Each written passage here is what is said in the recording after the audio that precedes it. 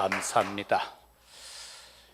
2023년 주의 은혜로 오늘 우리가 한자리에 또 모여 찬양하며 예배드리게 된 것 참으로 감사합니다. 믿는 자에게 있어서 최고의 축복이 무엇이겠습니까? 우리에게 있어서 최고의 축복이라는 것은 바로 내가 구원받았다라는 사실일 것입니다. 그래서 구원받은 자에게 있어서 최고로 복 있는 사람은, 구원받은 자는 어떤 삶이어야 하는가? 시편 1편 1절에서 2절까지 보면은 복 있는 사람은 악인의 꾀를 쫓지 아니하고 죄인들의 길에 서지 아니하며 오만한 자들의 자리에 앉지 아니하고 오직 여호와의 율법을 즐거워하며 그의 율법을 주야로 묵상하는 자로다. 이렇게 복 있는 자를 정의했습니다. 바로 구원받은 자가 어떻게 살아야 할 것인가를 시편 기자를 통해서 신앙 고백을 하고 있습니다. 우리에게는 신분이 주어져 있고 권세가 주어져 있습니다. 그것은 창세기 12장을 통하여서 보면은 하나님께서는 구원받은 아브라함에게 말씀하셨습니다. 너는 복의 근원이 될 것이다.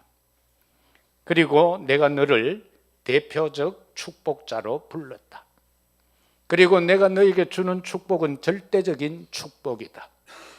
그리고 모든 사람이 부러워할 만한 기념비적인 축복이다. 더 나아가서 내가 너에게 주는 축복은 그 어느 누구도 막을 수 없다. 너 자신조차도 막을 수 없는, 거부할 수 없는 불가항력적 축복을 주겠다. 그렇게 하나님은 우리에게 약속하셨습니다.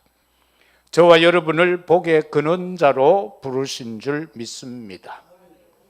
이 시대의 세계 복음화를 위하여 대표적 축복자로, 그리고 힘이 들고 어려워도 능히 감당할 수 있는 절대적 축복자로, 그리고 후대에 가서 대구 성교교회 어느 장로님이라는 기념비적인, 그리고 어느 렘넌트라는 기념비적인 축복, 우리가 생을 다할 때에 생각해 보면은 하나님의 은혜였습니다.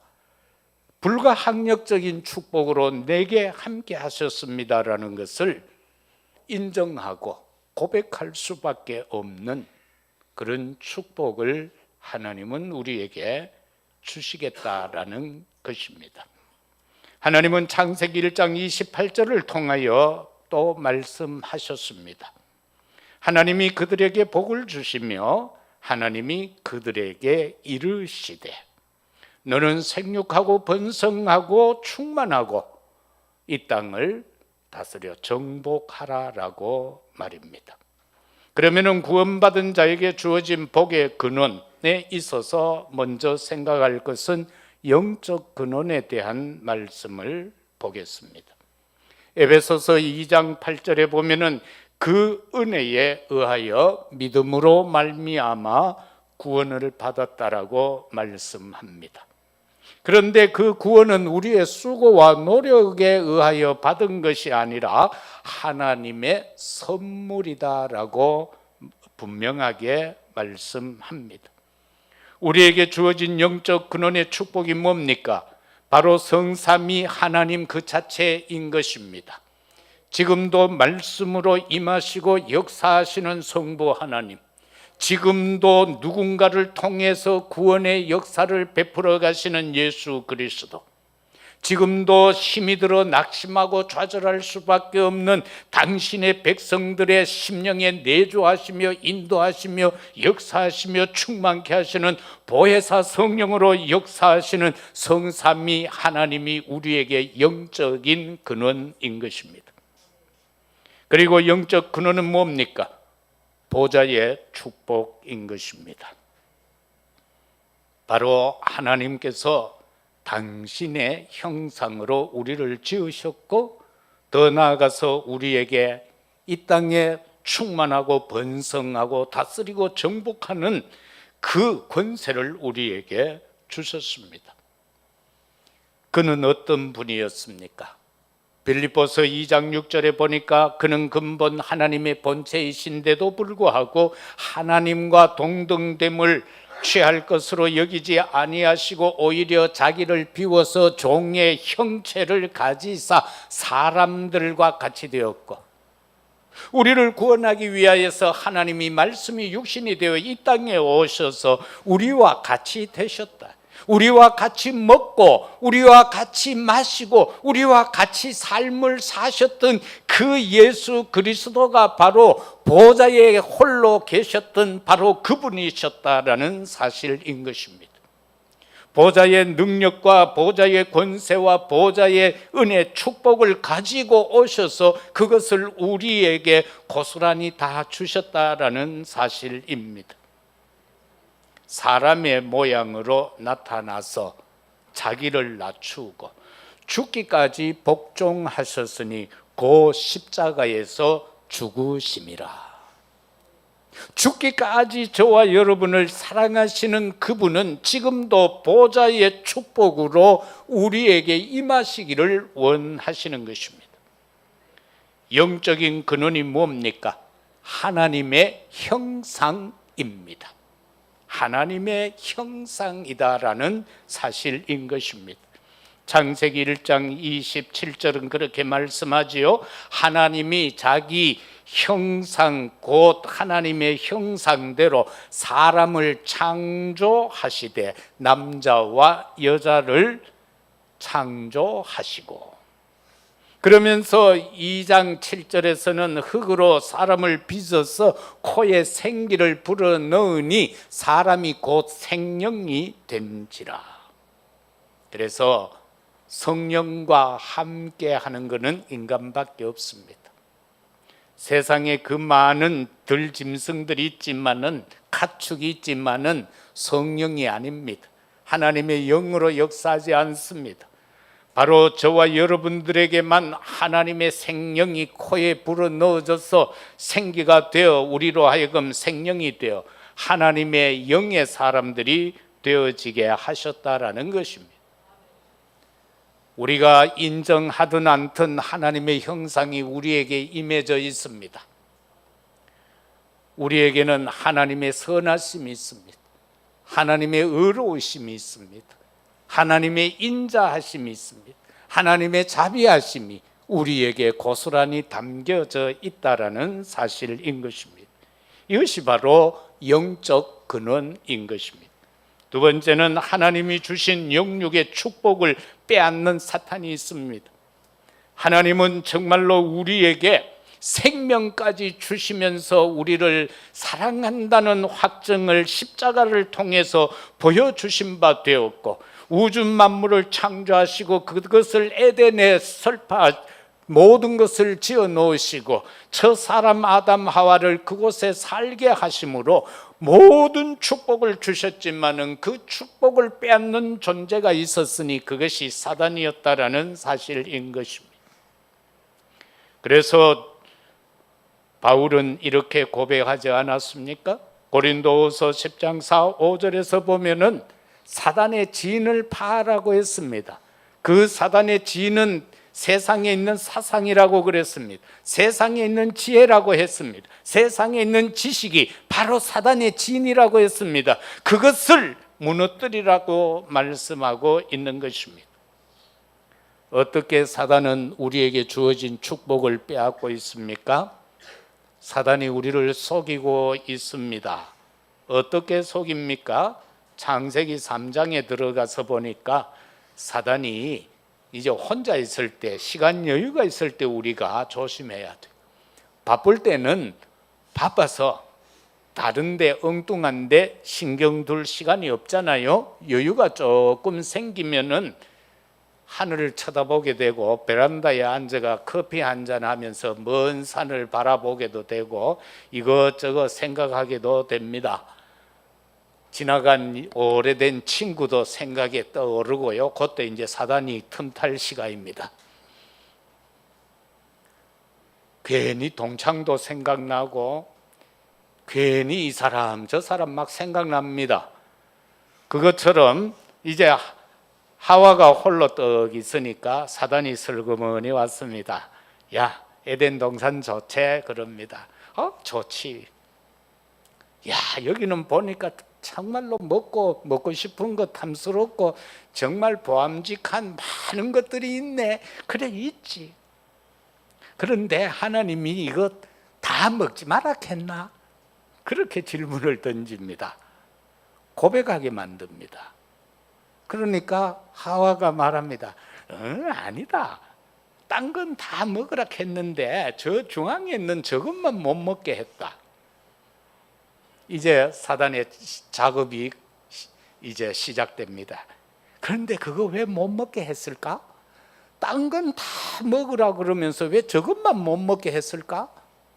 그러고 딱 보니까 이야, 다른 날은 볼 때 아무 생각 없이 봤는데 그날따라 사단이 던진 말을 듣고 보니까 정말 너무 보암직해, 탐스럽기도 해, 지혜롭게 할 만큼에 왜 하나님이 이것만 못 먹지 말라고 그랬을까? 그 이유가 있다는 거예요. 그러니까 귀가 솔깃해지잖아요. 네가 하나님같이 될까 싶어서 저것만은 못 먹게 했다는 거예요. 자, 항상 사단은 이와 같은 논조로 창세기 3장에서 했던 그대로 오늘날 또 우리에게 다가옵니다. 그래서 속삭입니다. 그런데 이상한 거는 다 속는다는 겁니다. 아담 하와도 속았는데 오늘날 우리도 또 속는다는 겁니다. 성경에 분명히 기록되어져 있는데 오늘날 또 그 상황이 전개되면은 다 같이 또 속는다라는 사실입니다. 왜 그럴까요? 이놈은요, 처음부터 거짓말을 한 놈이요. 이놈은 처음부터 살인자였던 겁니다. 그래서 그 속임수는 그 어느 누구도 막을 수 없는, 인생이라면 누구나가 다 속을 수밖에 없는 그러한 지혜를 갖고 있었어요. 뱀같이 지혜롭다고 했다. 그래서 이것을 이길 수 있는 거는 딴 거 없어요. 창세기 3장 15절에 여자의 후손으로 오실 그분밖에 없는 거예요.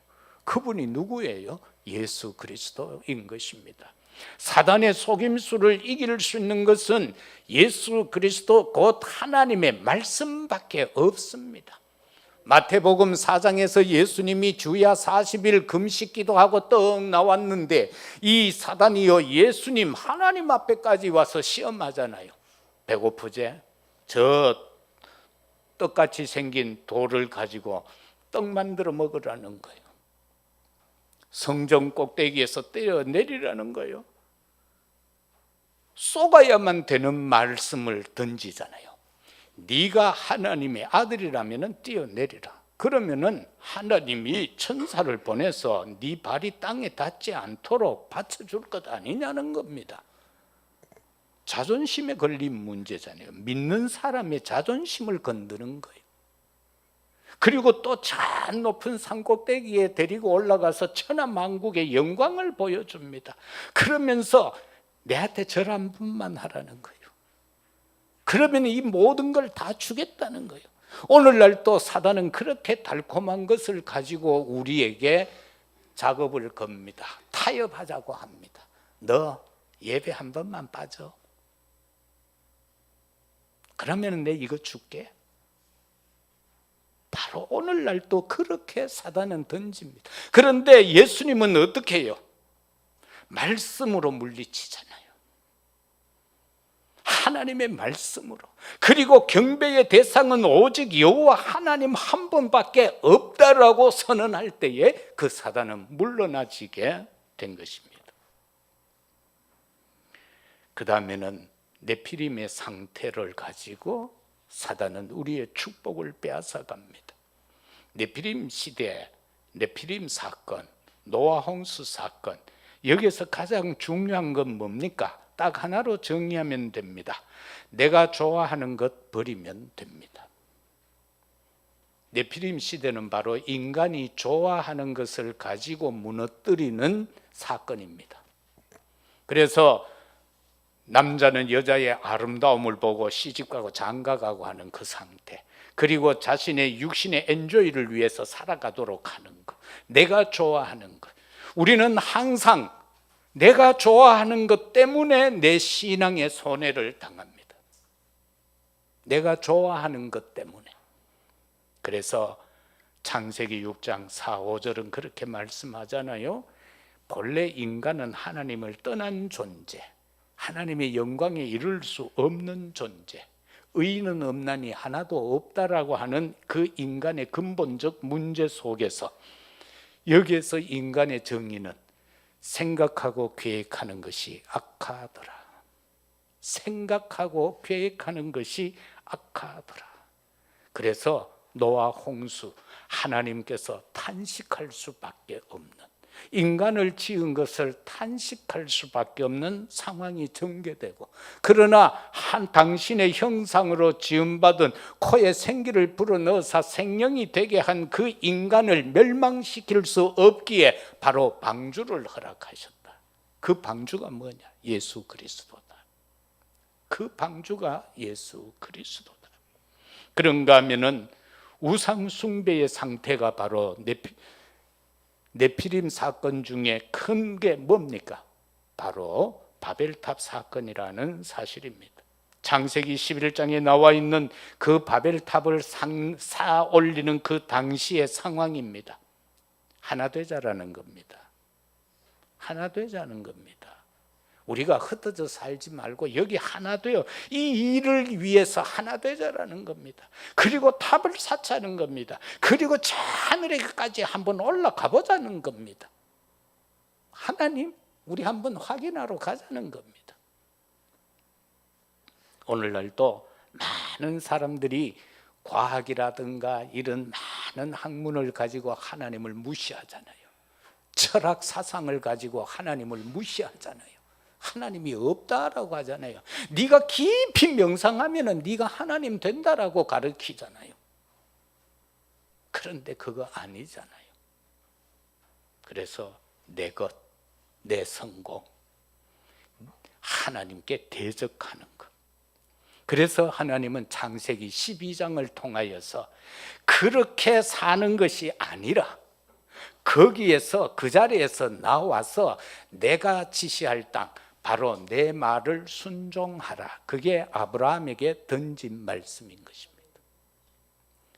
고향 떠나라는 말이 아닙니다. 김일환이 보고 경상북도 의성군 춘삼면 효선덕동 1, 2, 896-2를 떠나라는 게 아닙니다.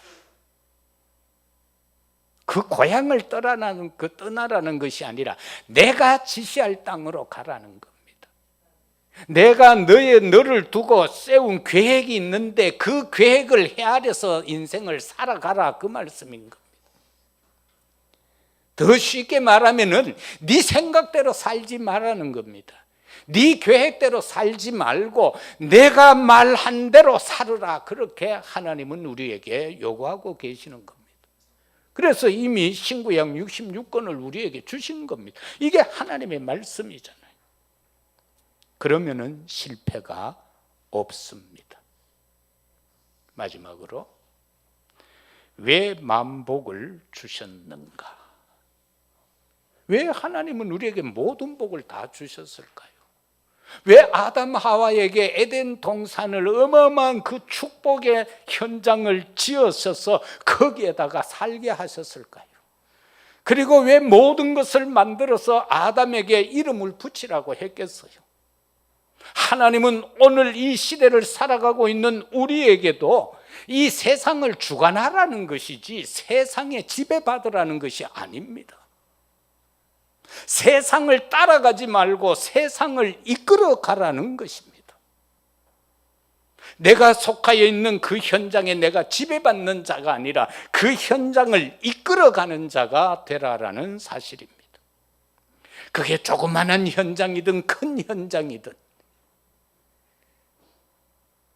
엘리트의 집단이든 어떻게 되었든 간에 내가 있는 그 현장을 나로 하여금 다스리고 정복하고 번성하고 충만하라라는 것입니다. 하나님이 왜 말씀을 우리에게 주셨습니까?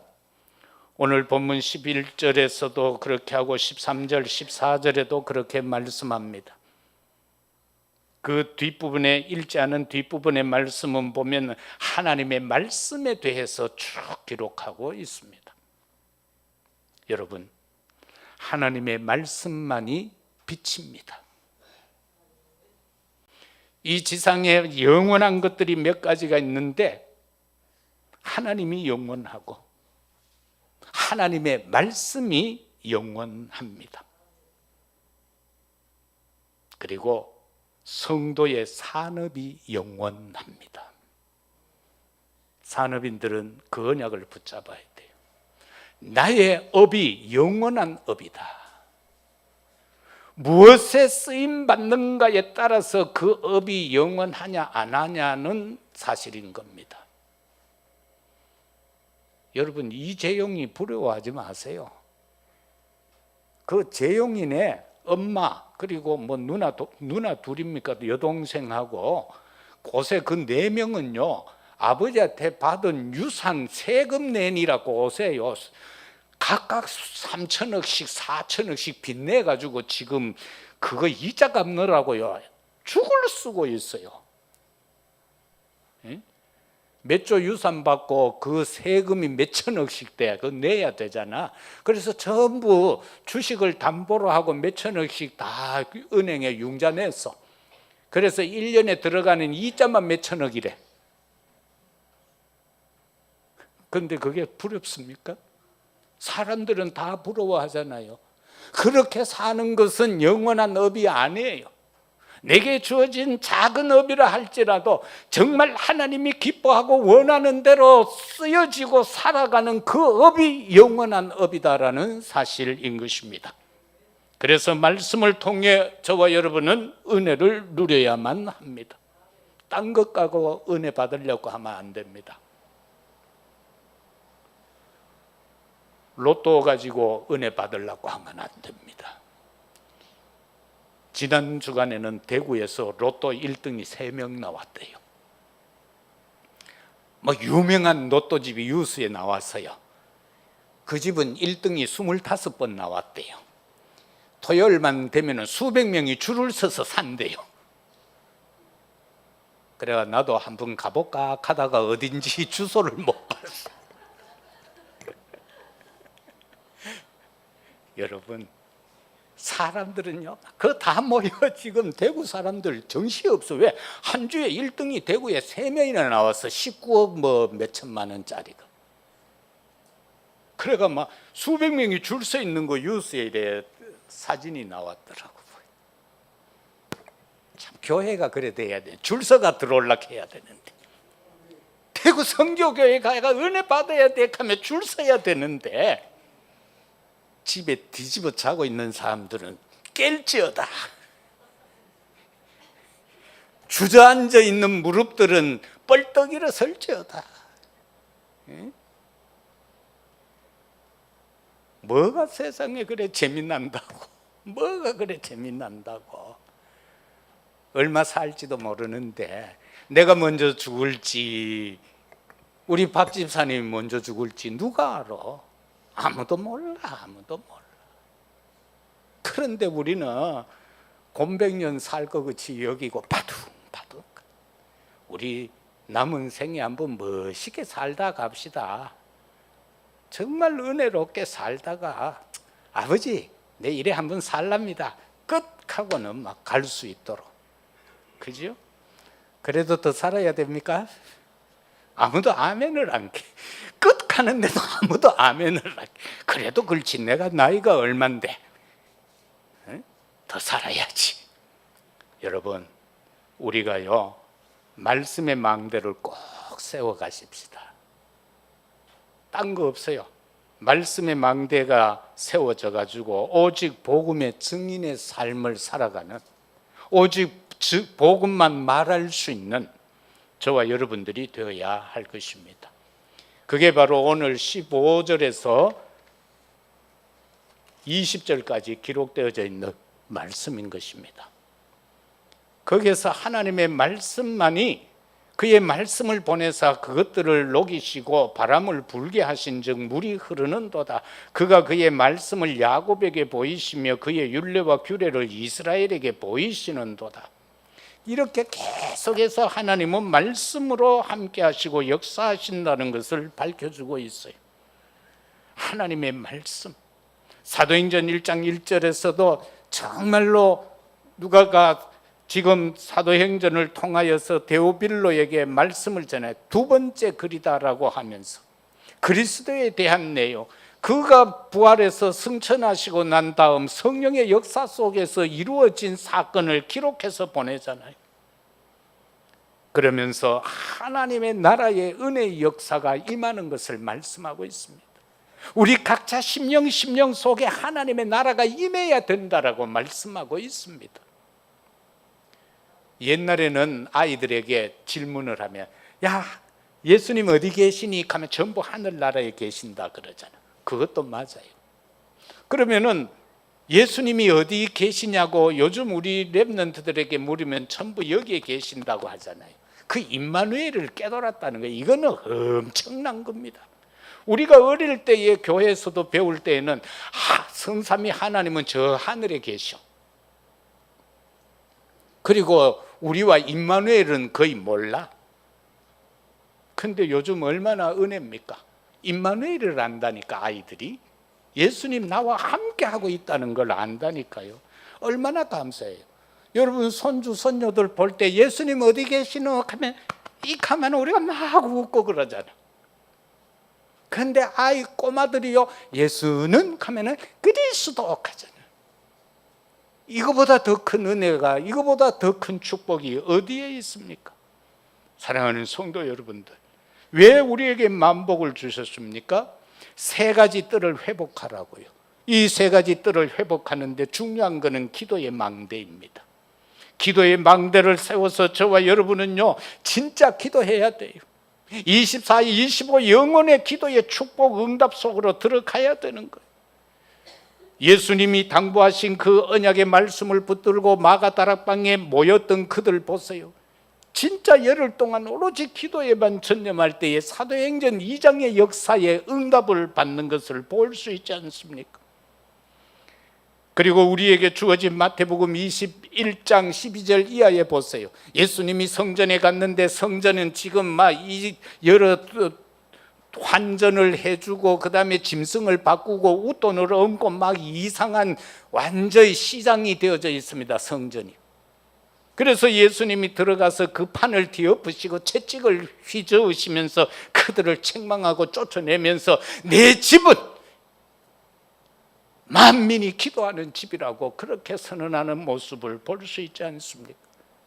이방인이 와서 기도할 수 있는 현장, 아이들이 와서 뛰놀며 찬양할 수 있는 그 현장, 그러면서 거기에서 기도할 때 치유의 역사가 일어나는 그런 세 가지 뜰을 회복하라라는 것, 그것 때문에 우리에게 만복을 주신 것입니다.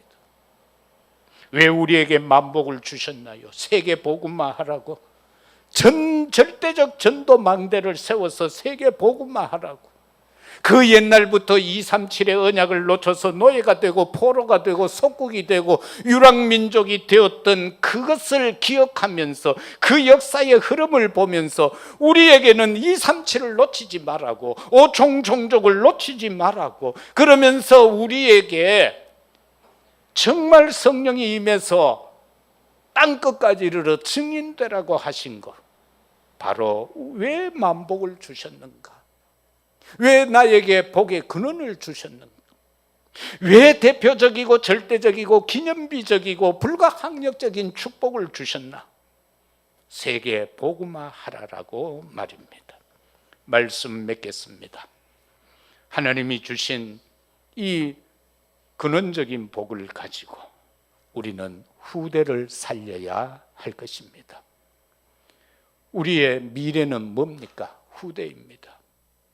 우리에게 가장 하나님이 주신 축복은 뭡니까? 후대인 것입니다. 그래서 우리는 이 아이들을 하나님께 집중하고, 또 어른들은 치유에 집중하고, 또 말씀과 기도에 집중할 수 있도록 금토일 시대를 열자라는 것입니다. 이 2023년 마지막 날 마지막 주일 예배를 드리면서 우리는 다시 한번 하나님 앞에서 우리 자신을 되돌아 보십시다. 참으로 여러 어려움 많았던 이 2023년, 그러나 하나님께서는 나에게 구원을 베풀어 주셨고 그 구원을 통한 복의 근원을 나에게 주셨다. 뭘 하라고? 후대 살리라고. 금토일 시대를 열어서 정말로 아이들도 우리들도 모두가 하나님께 집중하고 말씀에 집중하고 기도에 집중해서 하나님의 뜻을 이루어 가라라고 말입니다. 오늘 이 시간 우리에게 이 한 해 마지막 말씀을 통하여 우리의 남은 여정을 오직 하나님 앞에서 살아가는 우리 모두가 되시기를 예수 그리스도 이름으로 축복합니다. 아버지 하나님, 참으로 감사합니다. 우리에게 구원의 은혜를 선물로 주셔서 감사합니다. 아담 하와는 놓쳤지만은 우리는 더 이상 놓치지 않게 하여 주옵소서. 그리하여 망대를 세우고 하나님이 원하는 여정의 길을 걸어가게 하시고 순간순간 이정표가 있을 때에 터닝 포인트가 되어지는 축복의 삶을 살아가게 하옵소서. 오늘 또 국내외에 흩어져 있는 우리 자녀 권속들을 기억하시고 저들과 함께하여 주시옵소서. 우리 선교 현장, 저 몽 현장에도 주의 은혜가 함께하여 주옵소서. 우리 모두에게 새 은혜와 새 힘이 회복되게 하옵소서. 예수 그리스도 이름으로 기도드리옵나이다. 아멘. 찬송 430